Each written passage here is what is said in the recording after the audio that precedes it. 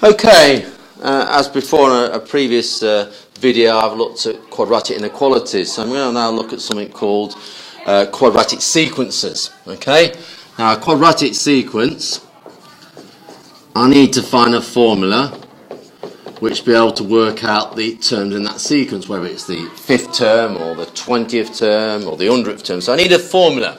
Now that formula is going to go under this expression here, an squared plus bn plus c, hence the quadratic bit. Now n is the position of the terms. So n stands for 1 if you want position 1, n stands for 2 if you want position 2. Before I can do anything, okay, we need to go to something, because you're going to have a linear. You can see that bit there, which I'm circling on the board here, that bit's the linear bit. So we need to be very quick at finding the nth term of linear sequences. So if I take, just to look at that before I get on with the quadratic sequence example, take a linear sequence, yeah, there, okay. Now, if I put on the board 1, 5, 9, 13, 17, etc., it'll go on to infinity.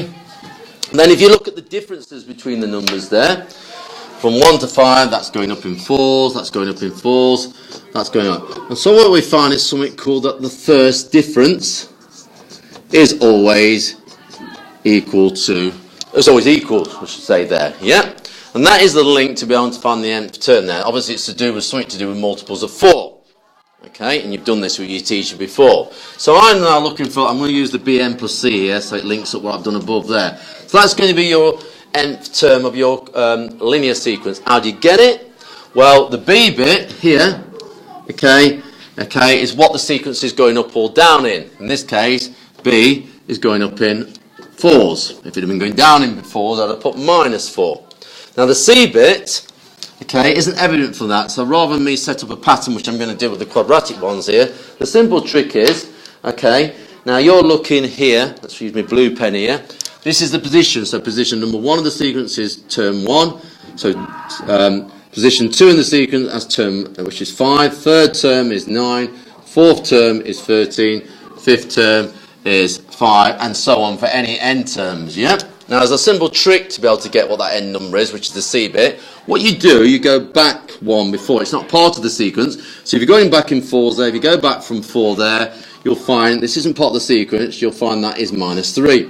And that is where that other number comes from there. So the c bit here is minus 3. That has an impact back to linear graphs, because if you've got a linear sequence, if you were to plot that graph, okay, and put the position numbers across the bottom, n equals 1, 2, 3, you could put 0, I know that's not part of the sequence, okay, and then put the terms here, you get a straight line graph, and actually the 4 is actually representing the gradient. As you go across, as the position goes across in one unit across, the terms go up in 4s, hence the gradient, that's the definition of gradients, yeah, okay. The actual number here is the value when n equals 0. So it would be the crossing point on the y-axis, or in this case, the term axis. Okay? So that's called the y-intercept there. And that's just a quick way of getting it. So my actual nth term here, put b is 4, and you get 4n. Add on minus 3, or add in a minus. You don't never write. I see students write like that. You don't leave it like that. Adding on a minus is the same as taking away, so it's equivalent to that. So you get that. And that will generate all the terms of that sequence. For example, if I was to put n equals 5 into that as a check, I know that the 5th term of that sequence is 17, so my formula should do that. So if I go 4 times, let's use a coloured pen here, so I'm replacing n by 5, 4 times 5, take away 3, a bit of bid maths, I've already mentioned bid maths on the other chores here, 4 5s, you do the times before the add, bid maths, okay. That gives you 20, take away 3, and the 5th term is 17. Yes, it is. So that's just a way of just checking you're doing it wrong, although my rule's very simple. So I need that. So that was like my basic step before moving on to the main part now, which is quadratic sequences. So if I remove all that, okay, so basically you're going to have a linear sequence within a quadratic generally, yes?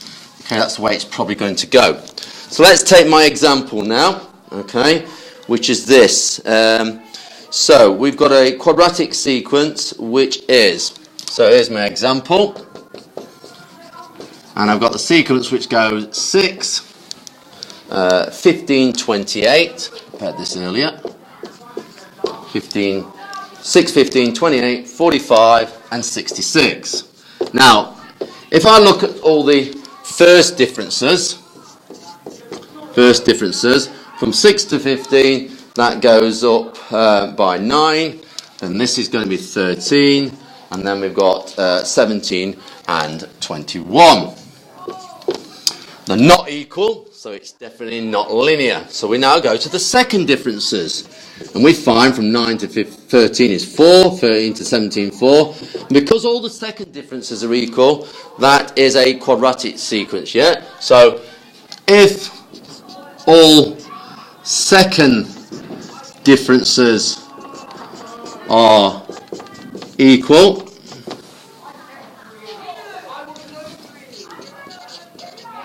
we have a quadratic sequence, and it follows the expression which I've wrote at the top of the board there. Okay, well, how do you get it going? Okay, well, one thing I do need to tell you is this number in front of the n squared, it's actually called the coefficient of, it's an A-level term, the coefficient of n squared, the A bit, is equal to the second difference,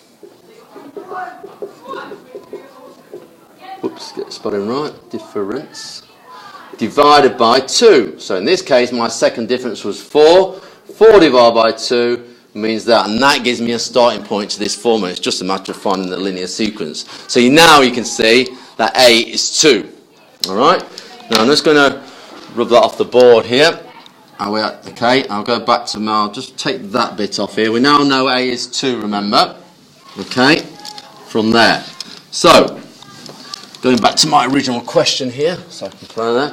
What I now need to do is this. Well, here's my positions.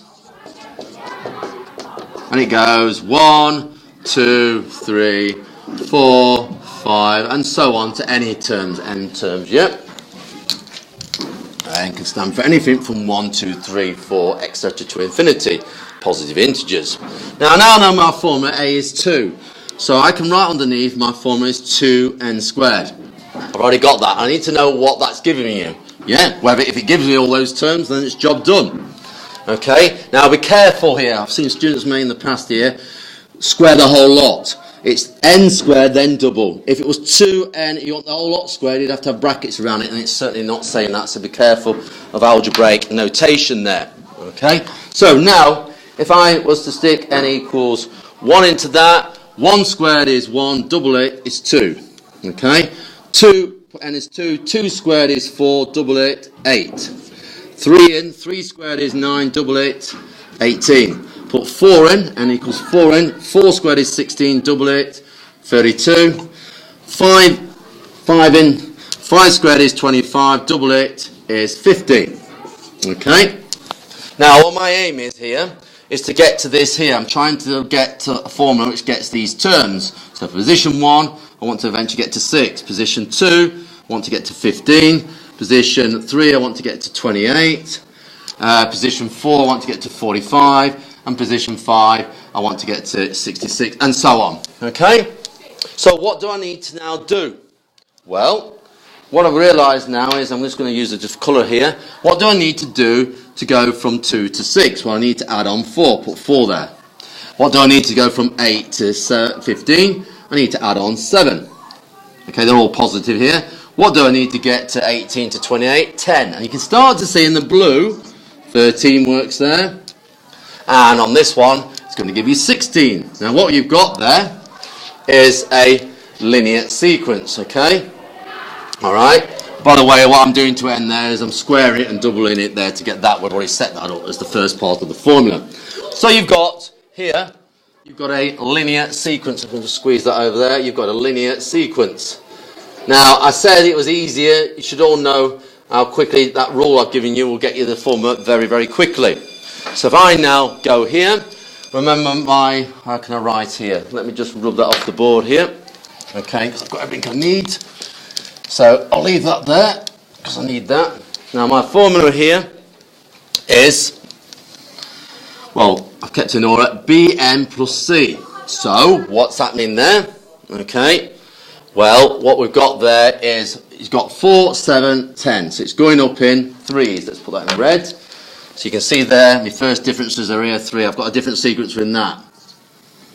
So I said that was the number at the front. The coefficient attached to the end there, that tells me what's going up. When you did the linear bit earlier, so that's going to give you 3n. Use your pen.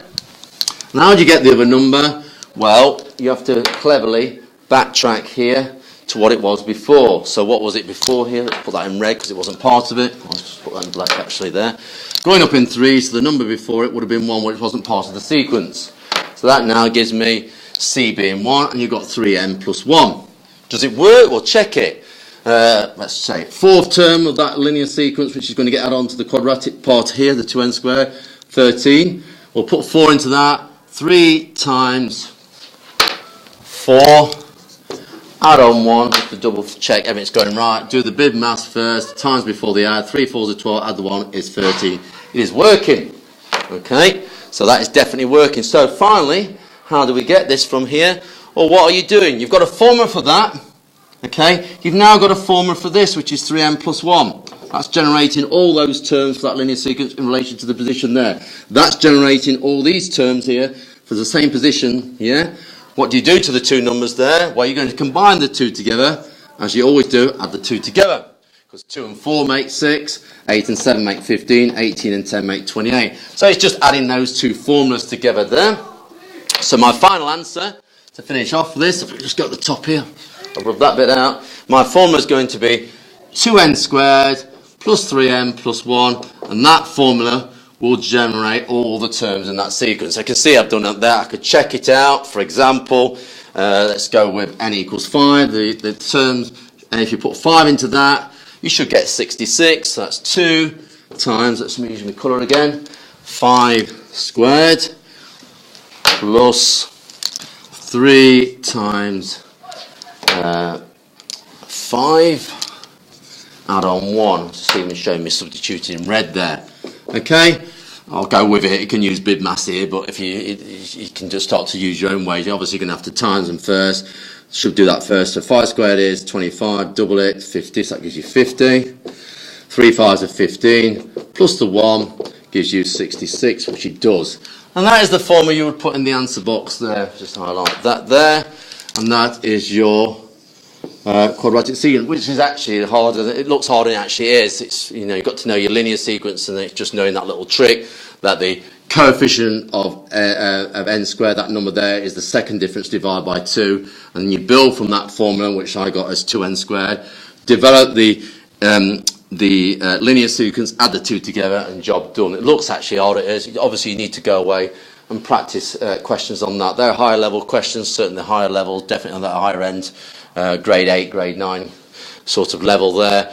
So hopefully you can go away, and if you were stuck about that, or you're not sure about little shortcuts there or whatever, or basically that should help you to be able to carry on and do some of these questions yourself and feel a bit more confident. Thank you for your time.